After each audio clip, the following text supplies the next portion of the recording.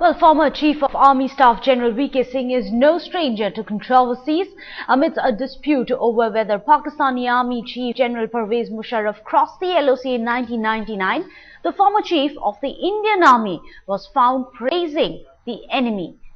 Well, General V.K. Singh commended General Musharaf for coming in 11 kilometers inside the Indian territory to stay with his troops for a night. He said it was the courage of a military commander that he came so far knowing that there was danger.